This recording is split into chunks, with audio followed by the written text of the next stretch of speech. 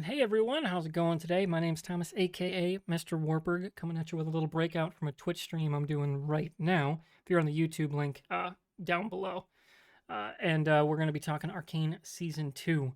And since I'm talking to my chat here right now, yes, Chris, hello. Yeah, messing with your BIOS settings in the middle of the night. Well, I was trying to see if I could get updated to Windows 11. All right, and I can. I just need to do some settings changing in my Windows settings because turns out my motherboard can support it, so I don't need to buy a new PC. But we're like I said, we're talking about Arcane Season 2 right now. Which, Chris, since you're in my chat right now, have you seen the show? Because I watched it with another Chris, Gamma, yesterday. We binged the entire Season 2. We did all 6 episodes. No, we did Act 1, and then we took a break, and then we did the back 6 episodes. And we finished around 11:30 last night. So, Chris, you're in my chat. You haven't seen it. If you care about spoilers at all, this is your warning for like the next 5 to 10 minutes. If you don't care, stick around because we're going to talk about a show that I really, really love, and that being Arcane, as well as some comparisons to Season 1, which I do think was a little bit better version of the show. But in practice, generally, a well-constructed thing like that, unless you absolutely nail the ending, the beginning's probably almost always going to be a little better. As well as the middle of the story, and that's Act 1 of Season 2, is like the high point, I think, of Arcane. But disregarding said warning, not going anywhere. Well, thanks for sticking around. All right, so Season 2, if you're coming to this from YouTube, obviously you've probably already seen people talk and loudly talk about the rushed portions of Season 2. And I think by and large, that does hold up. I think that's probably my biggest low from Season 2 of Arcane is that the arcs, especially there's a few specific character arcs that are like, okay, I wish this had more room to breathe. And it really rushed, like, almost no fallout and no room to breathe for the ending. Now, obviously, this is continuing universe stories, so some of the issues we have now may be rectified with future content. But as it sits right now, and we don't know where they're going to go next, though it's obviously pretty heavily hinted it's going to be Noxus with Mel's character. I don't know how they'll be able to tie in things like what happened to Victor and Jace. Are they really dead? Did they go to somewhere? Like, are we going to introduce, like, the Void? I'm vaguely familiar with the League of Legends lore. So, like, I don't know. They haven't done anything with that as far as I know. And then also, like, did Heimerdinger, like, go to a different timeline? Technically, his species is immortal. So can he just come back even though he poofed out of existence? And do the humans in the world know that? Because if they don't know that, the lack of reaction is pretty messed up. Because, like, he's, like, the founding father of the city. And then he's just also dead, along with everybody else. You think that'd be a little bit bigger of a deal? But other things, like that, the setup could have been a little better. Like the one enforcer, Maddie, being a traitor, who voices Suvi and from Mass Effect Andromeda and Kate from Fallout 4. Just I could not place how I knew the voice, and that was her. Oh, I even had it looked up. I forgot to write her down. Hang on. Katie Townsend is the name. And yeah, set up for her being the traitor. Really, we just needed like 2 lines of like, how are they watching Caitlyn's movements? And that would have probably solved that one for me, because that's really all that one is. The sense of time is off in Act 2, especially when it comes to Caitlyn. We don't really get a sense for how far, and she even mentions she didn't think it would take this long, the fight to hunt to go find Jinx. But there's never really like a, how long does it take? Is it weeks? Is it months? Nobody really knows. We get a flash with Vi, over several days worth of time for her cage fighting in, I think that was episode 4. Maybe that was the beginning of episode 5. That might have been the beginning of episode 5. Yeah, it was. That's where that clip is from. And that's really a couple of montages for over a few days in episode 6 with Victor trying to help Vander. And that's really it, which doesn't really help us sell Caitlyn going through the arc of being obsessed, getting, being under Umbessa's thumb and then realizing that that's wrong and like starting to redeem herself. That just feels really like all over the map and she kind of yo-yos between different states. And I think a sense of time would have helped place that a little better. Same problem in Act 3 with Mel. She just kind of shows up in a place and has to walk back to Piltover, but we have no idea where she's at, no idea how long it would take to get there, and all of a sudden she just knows how to use her powers. You could have used some time to like space out for, oh, this is how she figured out how she could make shields. Like along her way of getting back to Piltover. Even just as like a little snippets at the end of episodes or the very beginning of every episode. Something like in the beginning where they were setting up the return of Vander/Warwick with the Doctor. Could have worked with Mel there. But you never really get a sense for, oh, she's just back from where she was. I think it was episode... Is it episode 8 she breaks out? Jesus, I should rewatch the back 3. Everything else I watched twice.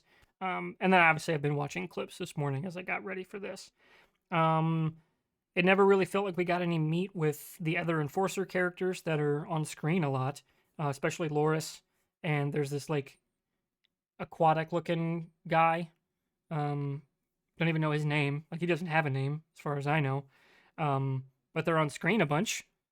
And we never got to know anything about them, really. Which seems like, man, if you'd added, like, an episode or two, maybe that could have fit in there. But all in all, like, those are the lows.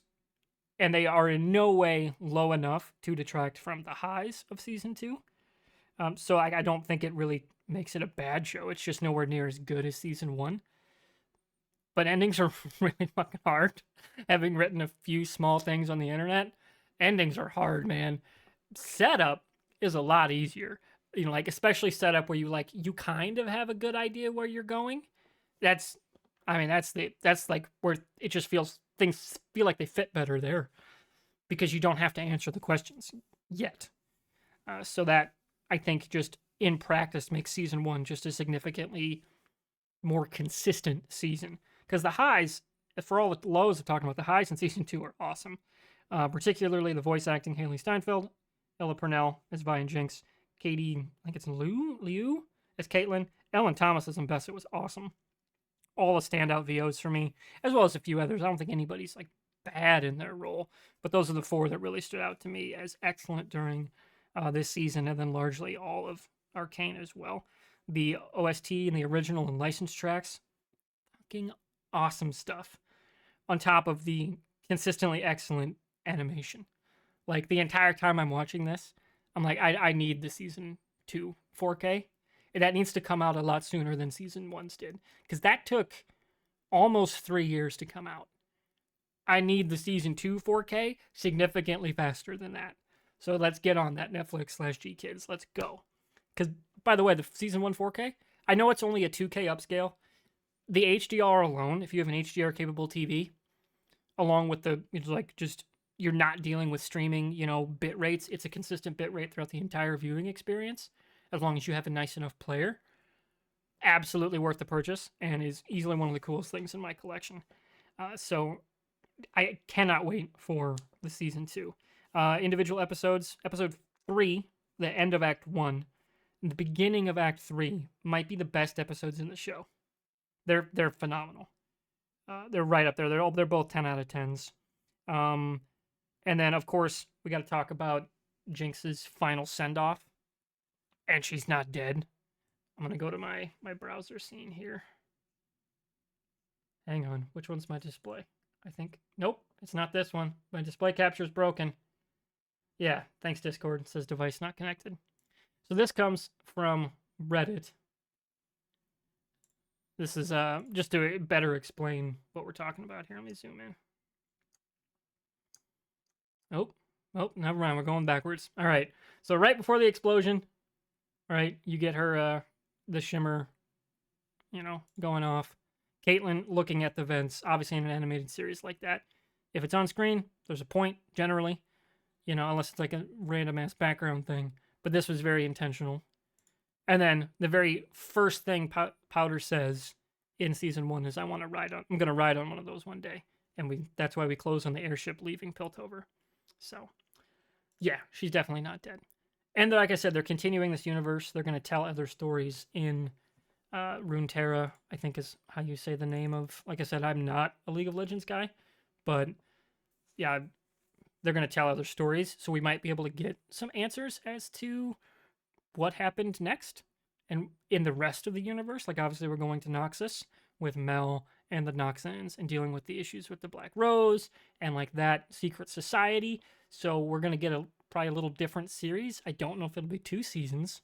I know they said they were budgeted to tell 5 seasons total, but not specifically of the Piltover and Zaun storyline, but just generally 5 seasons, which could be 2 seasons and then 3 1-season arcs. Could be another 2-season thing and a 1-season thing. Who knows? And obviously this is doing really, really well. I would imagine it's doing well viewership-wise, so it might justify them investing even more, but hard to really say. So, all in all, I would say season 2. I'd give it like a 7.5 or an 8, depending on how I'm feeling, because like I said, the lows never really took me out of it, except for like 1 or twice from like, okay, but like 2 seasons ago, you were acting totally different. And this is mostly on Caitlyn, and I don't think it's on the VO. I think it's just on either odd editing choices or just things were written, like, I don't think it quite came together in the story arc. But her performance was excellent. And that largely carries it through. So I don't think there's really anything that drags it down to the point of, oh, this is just not a good show. Season 2, I would say, is very good. Season 1 was great. So for me, this is going to go down to one of my probably... I don't know if this is actually going to end up in my top 10 favorite shows. My list is getting pretty long. I'm actually in the middle of another rewatch of Person of Interest, and that's in my top 10 for sure. Trying to think what else would go, what would drop out of my top 10. I don't know. That might be another video. And speaking of videos, I'm probably going to cut this here short because it's been probably 10 minutes, give or take. It's a little rambly, I know, but I am doing a live stream where I'm going to go play Dragon Age Veilguard. So I want to get this done because I just wanted to get some of my thoughts out of my head and cut out for YouTube. So if you like this kind of content, me talking movie and video, TV and videos and movies and stuff, hit the link below for the Twitch or just hit the subscribe on YouTube because I do have a movie podcast with some friends called Box Office Shuffle. We just watched Kingpin from 1996. It's a show where we take our movie collections. Mine's up to about 400 something right now, and we spin a wheel of whose collection we're going to use. Spin a wheel of their collection, and we pick a random movie out of a collection, and that's what we watch for the episode. Our next one's going to be Speed with Keanu Reeves, and I'm very excited about that one. So drop the likes, drop the subscribes, help the algorithm. You guys know the deal. And if you want to watch this stuff live and enjoy the vibe here, hit the follow over on Twitch. All right, I'm out of here. See you around.